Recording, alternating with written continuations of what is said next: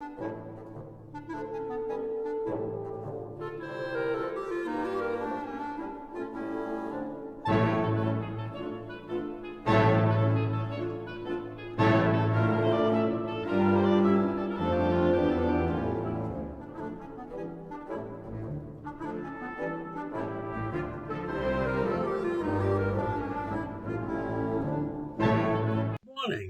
It's Tuesday, April 13th, and there has been a surge. Yes, a surge in the sightings of rats. It seems like the rat population is on the move and more visible because there's less food out in the streets, and that's all due to the pandemic. People have not been leaving that much garbage around, or whatever the cause is, the rat population is now scrounging for food. So you see, the pandemic has affected not only us humans, but a lesser species. And now I want to talk about something that's really amazing in my mind, because it's happened many times before. The Iranian nuclear plant at Natanz has been attacked again. And guess who was blamed again? Israel. So, if Israel was in fact responsible for this, that would increase the tensions between the two nations, which are already involved in a shadow conflict across the wider Middle East.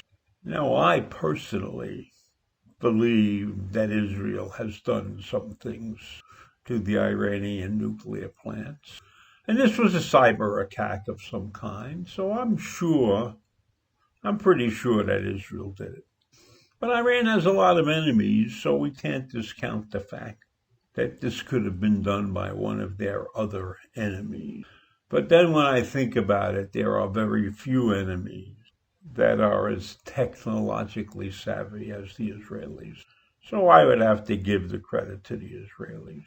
But nevertheless, that has put Iran in a foul mood, as usual.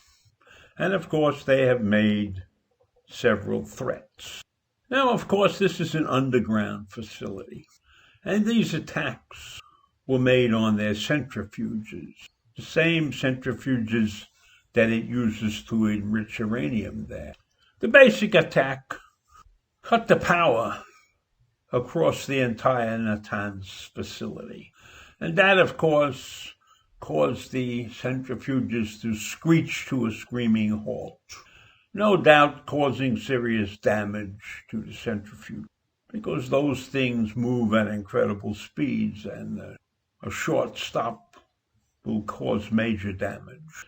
And so the Iranians are blaming Israeli for this devastating cyber attack that caused the blackout. It's a pretty clever thing to be able to do. And it shows that the Iranians are not too bright when it comes to protecting their facility. Because why weren't there some kind of power generators available that would pick up the slack the minute the voltage seemed to disappear? And I don't even know if that's possible. And maybe if it was possible, the Iranians would have it. So I'll give them the benefit of the doubt that it's not possible, and therefore they don't have it. But it's a question that people should be asking themselves, how bright the Iranians are. Now, we know that Netanyahu, the Israeli prime minister, has said openly many, many times that he will do everything in his power to stop Iran from getting a nuclear weapon and to stop the nuclear deal, which we're trying to get back into right now.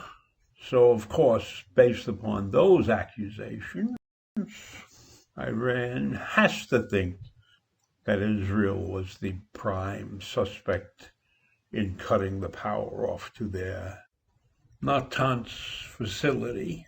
Now, of course, details are very sketchy about how this whole thing happened, because Iran is not about to tell anybody how their facility was protected. Who knows? So, Iran swore revenge on Israel in some way, shape, or form when it's ready to do so. So this episode will just keep the tensions high in the area. Now, Iran hasn't released any details about how serious the damage was, but I'm sure that the damage was considerable, because why do this thing if it's not going to inflict the proper amount of pain? In addition to the power cutoff, the attack also set off a fire at Natanz. And so senior officials are now calling for improvements in security at Natanz. But I don't know if they can secure everything, because in my experience with cyber, the people who perform the hacks are probably smarter than the people who tried to put in the protection. And the hackers will always be searching for a different way, an upscale way to do anything that they want to do. So one of the things you have to consider is, how in the world did Israel, or whomever created this attack, get past the firewalls of the Iranian cyber systems? So one can blame the Iranians for lack of security to protect this well-known and not secret site. I mean, it's pretty stupid. If you look, you can see pictures of this facility anywhere you go on the internet if you want to look for it. So it's not like it's a hidden site and you can protect it that way. Everybody knows where it is. And it's hard to hide. I don't know how many centrifuges, but there are quite a few. So it's hard to hide them. Even though this is underground and everything, it's still hard to hide the location.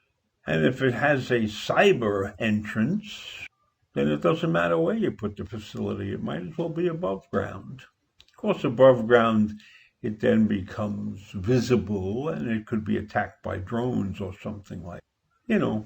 Bottom line is that Iran is not really very good at protecting its facilities. But then again, as long as it has Israel to blame, it can convince its population that the enemy has attacked it. And in the middle of all of this, the Iranians are bragging about how they have had success on taking a path to get sanctions lifted on them. And then they say that's why Israel attacked, because Israel can't stop this wonderful path that Iran has taken in getting sanctions lifted.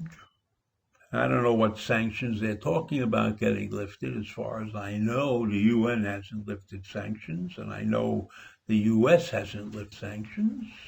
Maybe they're talking about the sanctions that were lifted by Russia or China or something. Who knows? All I can say is that I'm glad that Natanz was attacked, and that's enough for today. So I'll see you in the morning. Bye.